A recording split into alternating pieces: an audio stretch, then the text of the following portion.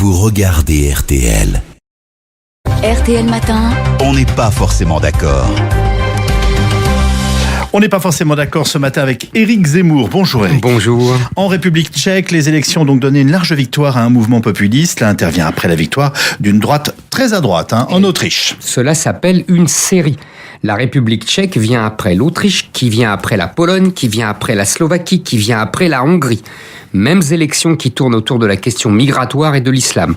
Même victoire d'une droite qui les rejette sans état d'âme. Même rapprochement électoral avec une extrême droite qui fait fi de tous les tabous issus de la Seconde Guerre mondiale. Même bras de fer avec la Commission de Bruxelles qui dénonce les atteintes à l'état de droit. Même mépris des médias européens contre les populistes.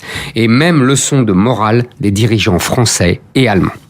Mais les mots ne veulent plus rien dire. On les croit hostiles au libéralisme. On les dit illibéraux. Mais ils sont en réalité d'autant plus pour l'économie de marché qu'ils ont, eux, connu les ravages du système communiste. On les appelle eurosceptiques. Mais ils sont d'autant plus favorables à l'Europe que leur entrée dans l'Union leur a donné d'office le droit de se glisser sous le parapluie américain. On peut le leur reprocher, mais ils sont moins hypocrites que les Occidentaux qui, eux aussi, pensent que la défense européenne s'appelle l'OTAN. Ces peuples rejettent un libéralisme qui serait obligatoirement libertaire, comme il l'est chez nous depuis mai 68.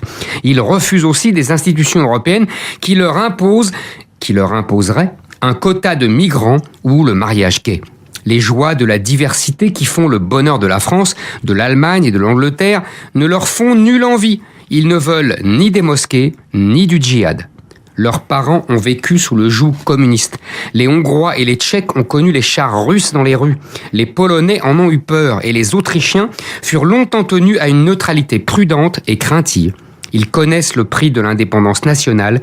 Ils ne souhaitent pas remplacer Moscou par Bruxelles. L'histoire expliquerait selon vous ces comportements politiques apparemment similaires ? Oui, l'histoire comme la politique les rassemble. Tous ces pays étaient membres avant la guerre de 1914 du même empire des Habsbourg. Ils en ont connu la gloire et le déclin.